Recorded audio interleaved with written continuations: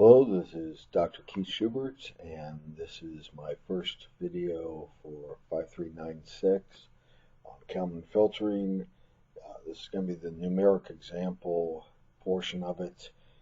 And like we mentioned in class, since I'll be away at a conference, this is making up for some of the class time that's lost. In particular, I want to take a look at what we've been talking about over the last week or so, improving, which is dealing with recursive least squares in its various forms. So we're going to take a look at two of them. What I've done is just directly written up what's going on. Let me make a little comment about programming while we're going into it. This is in MATLAB. So I've just defined a function. P is what we've been using for covariance, X obviously for our estimate as it's going through. This is a recursive least squares one step. So I'm doing it one step calculation at a time. A new estimates come in. You give me the old P and X and the new row and the new piece of information D. If you notice the way I've got it written up, I don't use an excessive amount of comments. The one thing that to me is really important is labeling what's coming in and out. That is quite crucial. It's really easy, in my opinion, to see what's going on here. Now, if you remember, this one as the covariance form had some nice things. Now, biggest one here is this one shows a division, but notice one is a scalar, row times matrix times a column vector. That's a scalar. So I'm only dividing by a scalar, so that's going to be fairly quick. So you can see also in here, when I implemented them to do pk plus 1, taking a look here, this is my p calculation form. I distributed the pk through.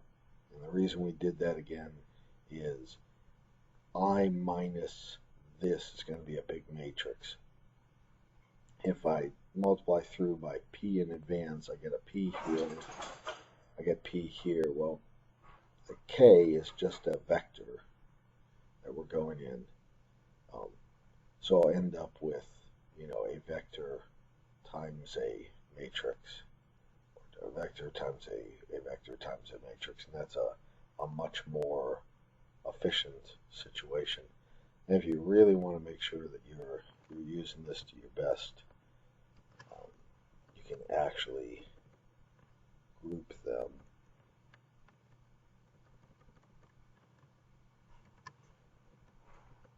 So if I group them this way, remember this is a row times a matrix, it's just a row. So that'll force it to do it in the fastest way possible. So I'm going to save that up as our little commentary that's in here. Now, other than that, it's pretty straightforward. Notice usually as humans, we list kind of the punchline, the X first. Notice that does have to go last because we have to pre-calculate everything else. But other than that, and dumping the subscripts because you don't need to worry about subscripts in this case, because you're going left to right, it's easy to do. I also, just for advanced notice, I did K first. I did K first here so that when you calculate the new P and overwrite, you don't actually get the new P feeding back into here. As we're going on, since in this case, I'm using the old P. Alright, but that gives us our update. It's a direct translation of what's going in there. We also had this one here with the I on the end is the information form. So let me go back up.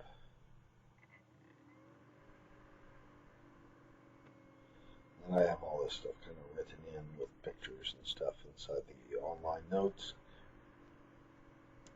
So you'll see here that we've got my RK is this nice little P times A. You can see it here.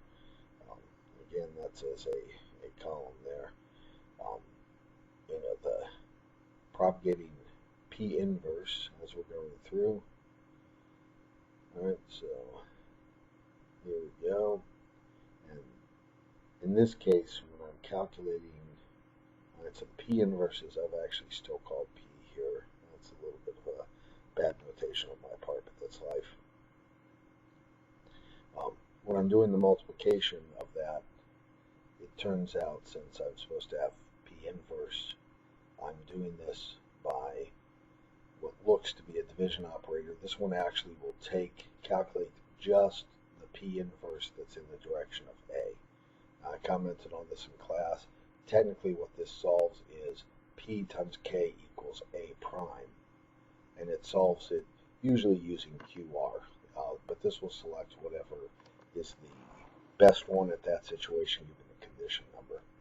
So it's extremely fast and it's very numerically stable. So if you're going to have to do, quote unquote, multiply by a matrix inverse or division, in other words, in this case left division, it's much better to do this by actually allowing it to pick a numerically savvy one, unless you're going to code up the numerically savvy one yourself. Now, I've made that assertion several times in class, so this time I've also decided I'm going to just include doing the same exact function. I've put bad on the end so you don't think you should ever do this, but I actually explicitly calculate the inverse and then multiply it. And you'll notice often, particularly for small cases, it won't make that big of a difference, but what will be a huge difference is the time. Even for small ones, it'll be noticeable. Now we'll come into, I need to write a test function to call all three of these. To do that, I've got to create a matrix to work on it. So I've kind of parameterized it. I tend to like to, have the rows and columns. These are often called M and N in numerical. So, 1,000 rows, 2 columns. And so I go through and I start calculating these. Now, AB is just kind of a temporary, hold on these. So actually, I don't need this at the moment. I'm going to show you how this will work here. We'll generate a random matrix. Now, at the moment, with these intermediate lines commented out, all I do is just take that random matrix and use it as A. Sometimes you want a particular condition number, so that's what happens in here. I still want, even though I might want a particular condition number, I want the matrix to be as close to random, but that has that condition number. So what I'll do in those cases is I will take the SVD of the matrix, and that will allow me to keep the general kind of shape and direction of these random vectors, which is encoded in U and V. Sigma is what holds the condition number. So what I do in that case is I take my condition number of A, this is something you get to pick, and then I'm choosing this with the square root of the condition number I just pre-calculate, and then I'll make a new sigma that will have square root of the condition number as the biggest and 1 over square root of the condition number as the smallest. And that gives me a new sigma matrix. The diag just takes a vector and makes a diagonal matrix out of it, or vice versa, it takes a diagonal matrix and makes a vector out of it. It does either just by looking at what you passed it. Here I pass it a vector, so it'll make me a matrix, and then I reapply it. So my A would become then the same exact U it had before, the new sigmas to give me my condition number times V prime. So if I comment this line out and put these in, and I'm only dealing with up to n equals 2, because I wrote this for n equals 2. You can, in order to do larger than that, you just have to spread some eigenvalues, or spread the singular values between the largest and the smallest for the size. I didn't bother to do it because in this case it doesn't really matter, but just to give you an idea of how it goes.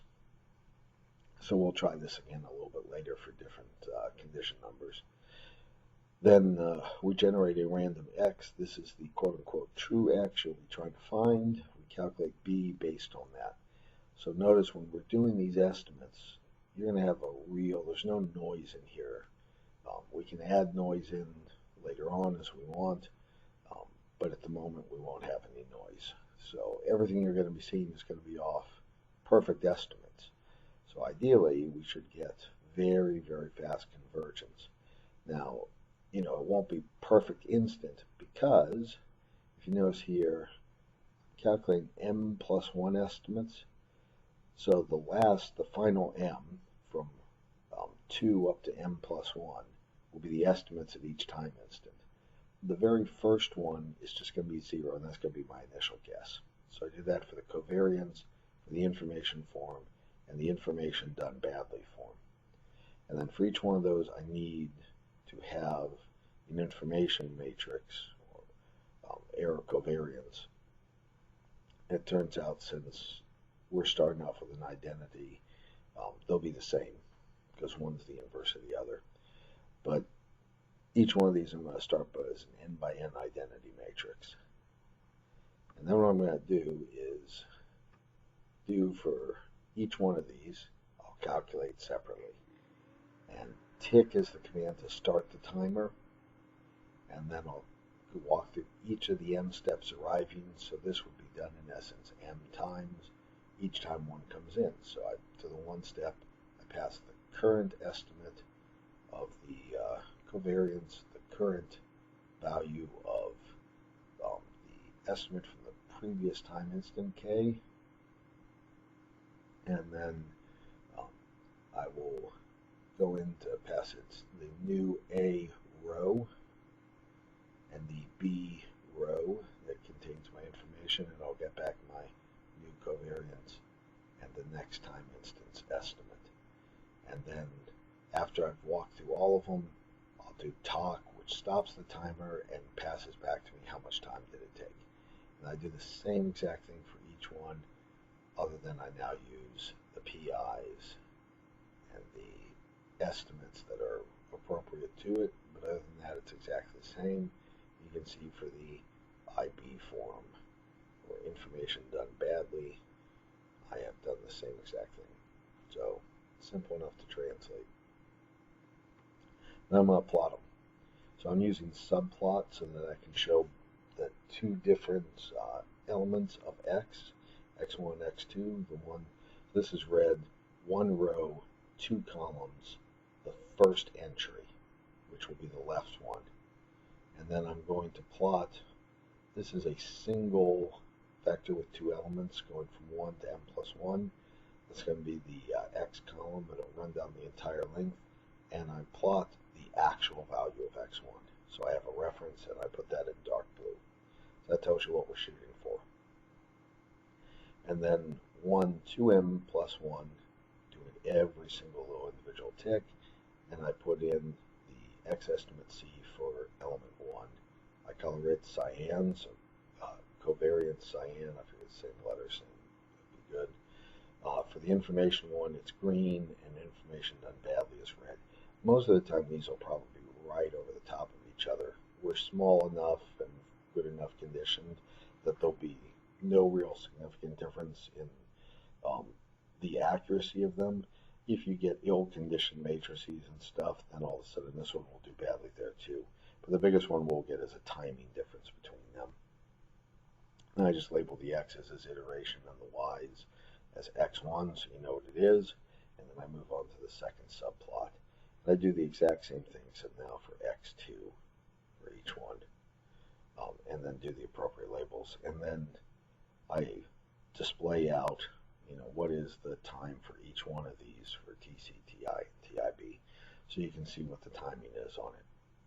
So let's take a look at a run off of that. Now, let's make this a little bigger. I'm not capturing the whole screen, so I can't just click maximize. Okay. So if you look at what's going on here, both of them, as they come in, as you would expect, converge nicely. Let's kind of zoom in a little bit. You can see the cyan. The green one is actually underneath the red. So both of those forms are doing quite well. You can see the covariance form comes in very quickly, very nicely. There's a bunch of overshoot. When you look at the other component, you get a little bit better on the information. Occasionally, information form will do better. In general, most of the time, the covariance form will be a little bit nicer as it's going in. You can see both of them are doing quite well. And this is, again, without any problems in the data, but they converge nicely, and we move off, away we go. So you can see it tracks a little bit nicer on that one, and then here both of them do about the same. I close that and close this one, and we'll just take a look at the MATLAB window to get our timing information. I've run a couple of these just as tests as it's gone through. You can see overall that it's done pretty well, and you can see the general trend that I had mentioned to you before. Now in this case, you can see there's a little bit of a timing error that goes on, and the bad is actually not doing as bad as the good one is, although you'll notice once I get to larger ones, it'll really get killed. The reason for that is the inverse for very small matrices for a 2x2. Calculating an inverse is not difficult, while doing a QR factorization has a little bit of a initial calculation time. So a small 2x2 one is not expensive in general. So, but a lot of the time you'll notice the covariance after writing a bunch of times is actually fairly quick in a lot of cases. This one, you see the 0.00, don't miss the one there. I probably should have put a space, but oh well, that's life. So you can see it does, as reported, fairly good times. Let me come in here and put my editor back up, just so you can see it's not a fluke that goes on. Again, we've got some of these nice random ones. We can take a look. Last time, there was no overshoot in the covariance. You can just see covariance can also overshoot before I went in, but it is doing a little better. Covariance on this one again is a little bit below.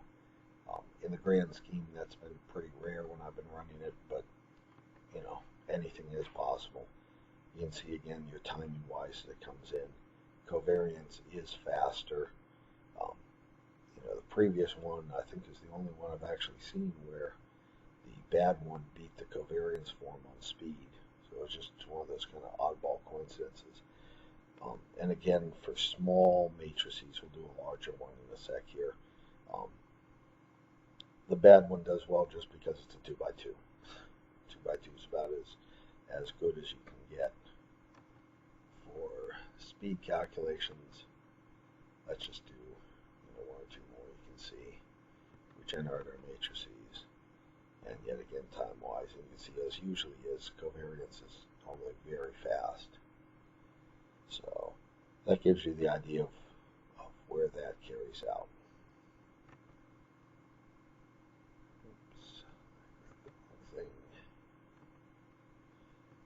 When I first wrote these up, I wrote them in Scilab because I was at a different university and that was what I had available. Oops. Let's take a look now at altering the condition number. So I've got to uncomment those. So now we'll calculate a fancy condition number. I got to remove this, otherwise it'll overwrite.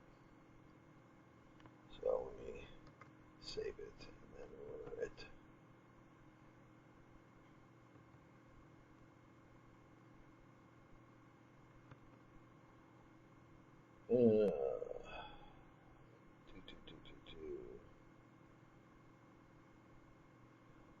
Oh, darn me. Right.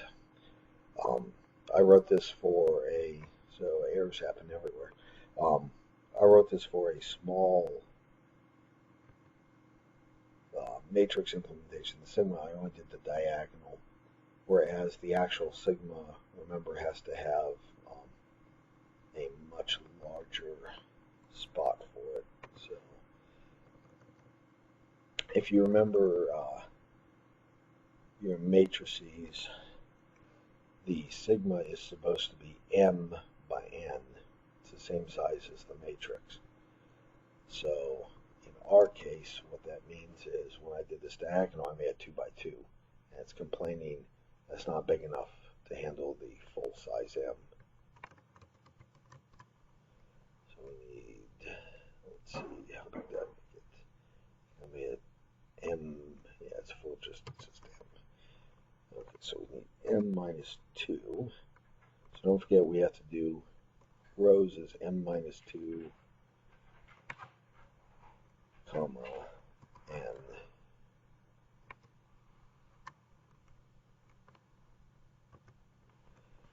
Now, semicolon will start a new row. This will do the first 2 rows, and this will do the remaining M minus 2 rows, and they're both by N. Actually, that should be really nice. Technically M minus N, because this is N by N. So, let's set that up. There we go. Now you can see on this one, we are getting, this is with a bad conditioning on it. When you get bad conditioning, you can get errors creeping into your calculations. It's the whole point of being aware of these as it goes. And you can see both of them start converging to the completely wrong result. The reason is, as the yield condition 1, when you start homing in on this one, a little bit of an offset, this offset here means the error between trying to calculate A for both of these and these two, they offset each other, so they cancel. So it makes it very hard to detect this error difference when this is in the same direction. So, you know, they home in neatly on what it thinks is the better solution, and it's just completely off, and the error over here cancels it out so you can't see it. This is where you have to just be numerically careful, and I've mentioned that we're not being numerically careful. When we're calculating these, I'm just blindly using regular covariances and all the rest. There's numerically stable ones we'll take a look at in the future, particularly taking a look at the square root filters and that, and Page's filter when we get to Kalman. I'm not going to spend a lot of time on making these numerically savvy, but that type of stuff is to be expected as it goes in. And you'll notice again, the timing is pretty much the same as it's always been, because the only thing we've changed here is having a bad condition number. So this is kind of a nice one. In some of the projects, I specify, have a bad error condition or an error condition of a certain value. This gives you one way that you can go about and do it. There's a number of different ways, but this at least allows you to get random matrices with a particular covariance number, or condition number, sorry.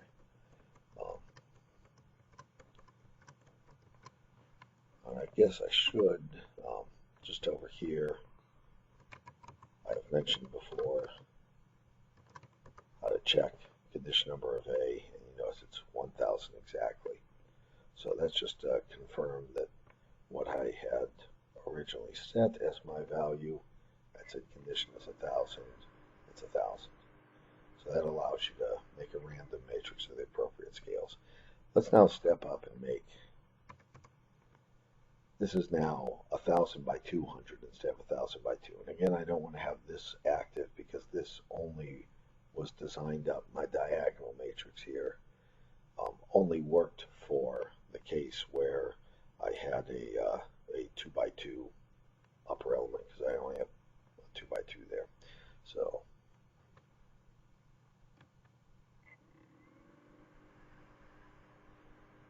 now what you'll notice, right, we're going to have to remove the red one here in a sec, but if you notice, it actually works well for a little bit, and then it just goes crazy and it damps back down. You'll see it goes crazy and it starts coming back down again. Notice how far out it is, right? This is overshoots on the order of 10 to the 26th power. So this is that bad form blowing up in your face.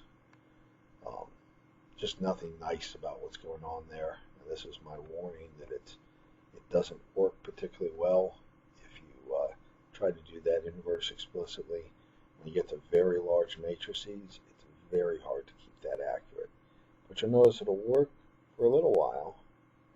You can see kind of the noise building in this second node that's going on. That's the unmodel stuff, and that starts. And once this one starts going, this one starts getting affected. Right? So this one's the much more stable node. It's easier to notice. It's the one associated with the larger singular value a little more strongly.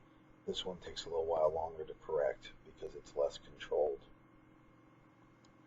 Let's zoom in on this portion. I'm not sure I have enough detail in this thing. We'll have to cut out the red and make it work. The other thing I want you to notice is when I was commenting on the time as you get bigger, we're still not a huge matrix.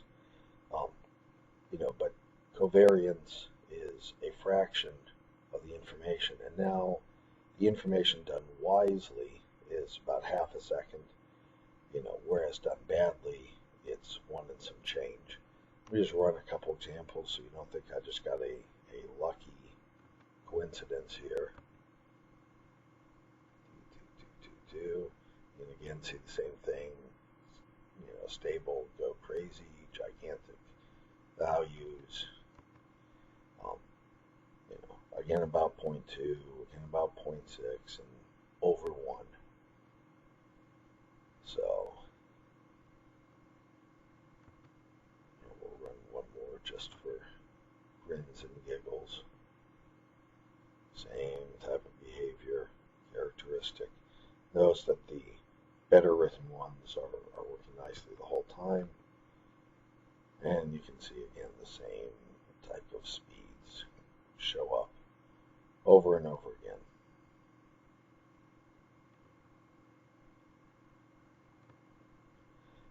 Just a note on these, because I'm now going to take and kind of modify some of these sections here.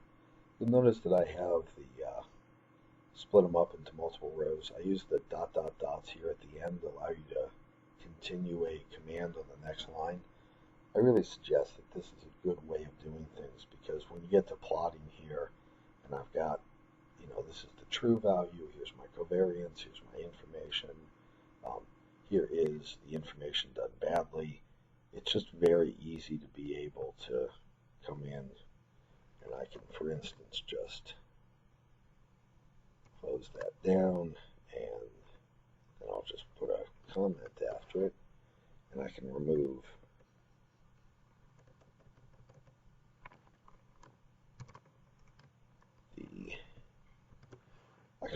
the badly done information one. I actually have not pre-run this case, so I've, without commenting it out, to make sure that it's only the information done badly, but I have a feeling it is. It is possible the information form you're calculating still calculating an inverse, so it is possible it could blow up in your face. So hopefully, I think that the 45 comes 7. So when I did that, I might have missed one.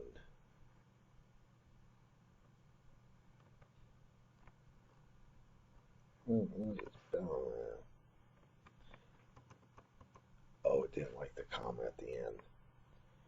Yeah, there's nothing I can do about that one. Oops. See what it doesn't like is it doesn't like that. The ... dot's not the problem. The extra comma is a problem.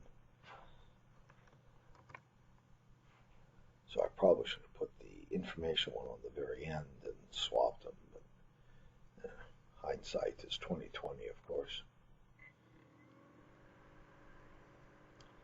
Yeah, you can see the green one is still, so some of this is actually just that information form. Not all forms are equally good. You can actually find ones where the information form performs fairly well. Let me pull that one out also then, which means I can actually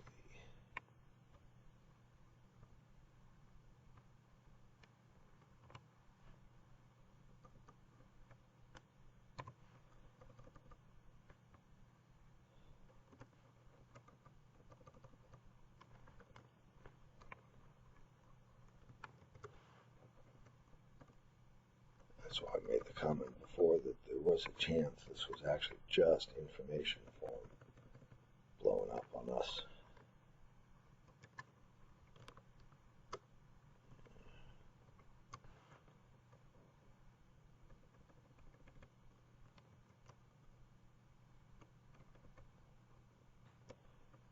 So I'm going to be a little pedantic here in case I ever delete something.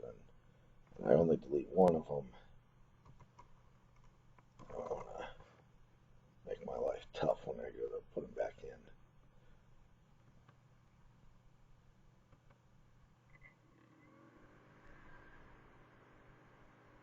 Now you can see in here we're getting some overshoot, but notice the scale now, it's just 0.7. So, you know, looking at the error, it takes a while to converge in. It's converging slower, but we're never getting out of bound of where the error is on this. And it's doing a pretty good job. You can notice there's a slight bias for each one up and one down. A perfectly expected situation. Let me just jump in on this one because it's,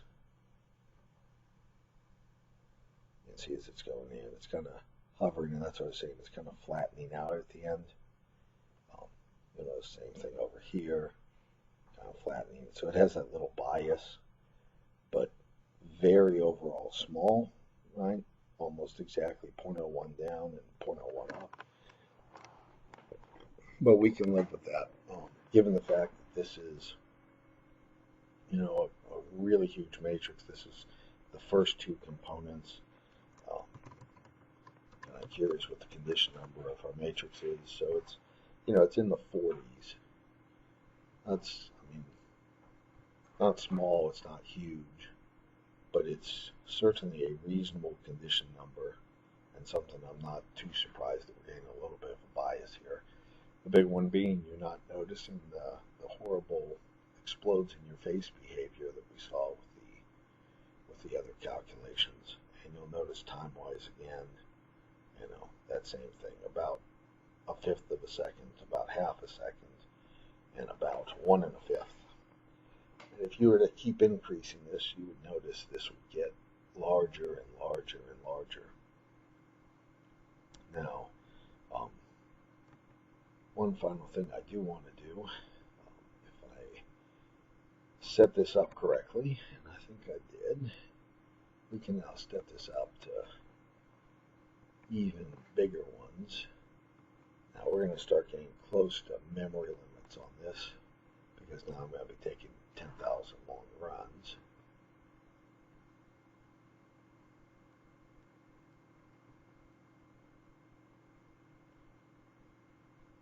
So you can see now we can sit here and twiddle our thumbs. MATLAB, being a scripting language, is going to have some speed issues when it comes to very, very fast or very, very large problems. And you can see now I'm starting to do it a fairly decent sized one. And this one is obviously taking its good old sweet time. You can also hear, if you listen carefully, you can hear the fan on my computer kicking up, because now it's like, wow, you're making me work.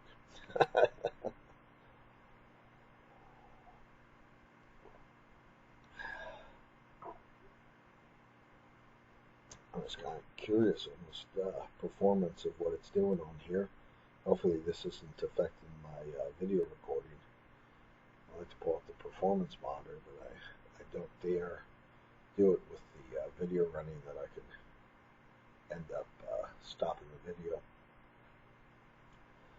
So, but I can definitely tell my hard disk light is blinking, which means it's actually even swapping some stuff out, which is making my performance even worse.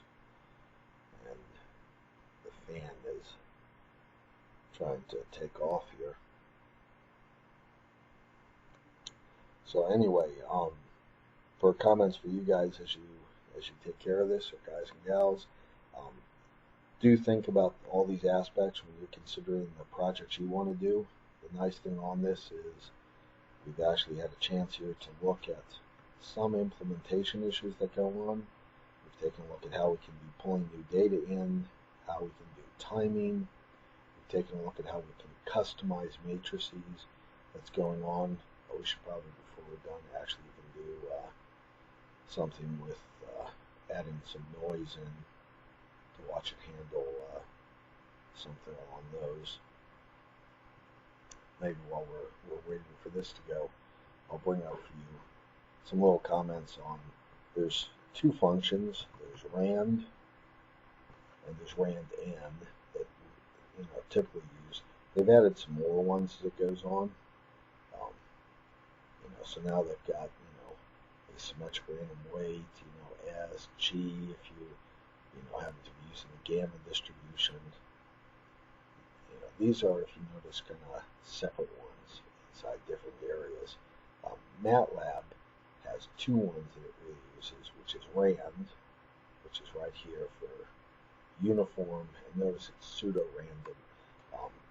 You're not really going to ever get truly random, but you'll get close to it. So, you can ask for a certain amount here that's going on. You can even specify that you want single or double precision that's going through, and you can use that to get a particular set of noise numbers that go in. The other one that we really like to use quite a bit of is rand n. So let me go back, and I'm going to try to look through all of them. Okay, so you see rand n, the normally distributed. Notice this is a MATLAB one, as opposed to one of the toolboxes, which you notice on a whole bunch of the others. Rand n has the same general form here, other than what you're getting is normally distributed. Now, if you'll notice, it doesn't give me any way to put in my variance or my standard deviation either way, and also the bias. Now, the reason is because you don't need to worry about that. Here's an example where you're actually including that the square root. What they've done here, I mentioned in class, that sigma you calculate here, and I'll keep mentioning this as it goes on.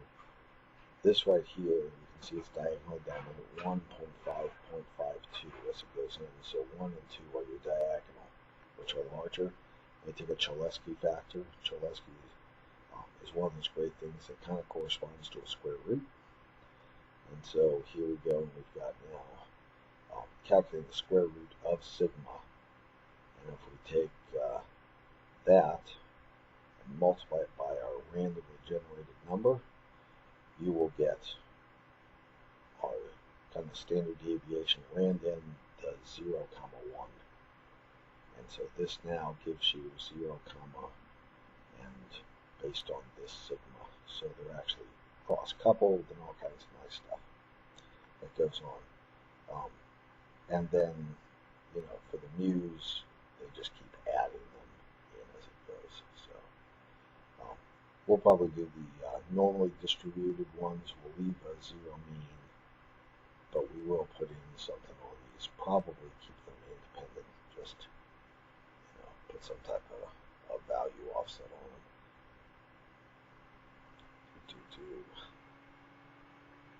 Wow, my thing's really kicking up now.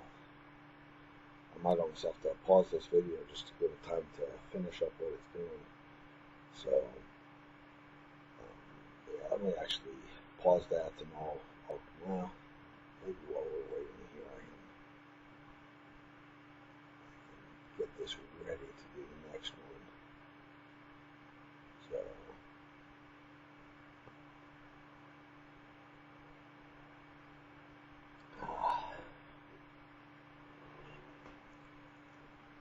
so what we want to do here is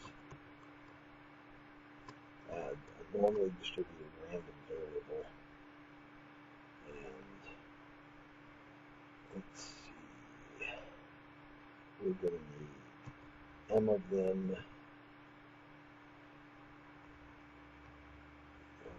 1, and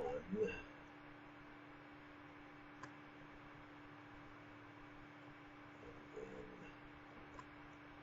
I'm going to get my kind of noise I'll make a variable called noise. I'll set noise at the moment to be fairly small. We've been dealing with values of our estimates. I see that we're less than 1. I'm curious.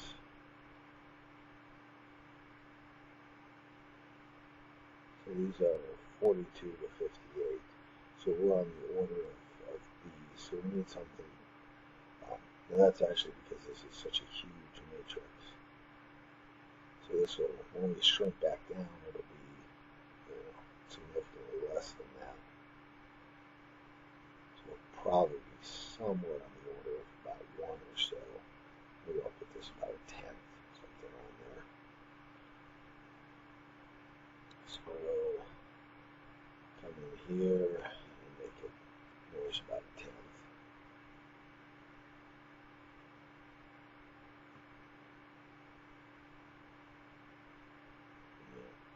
I don't know how much longer this one's going to take, so I'm going to save you all a little bit of time.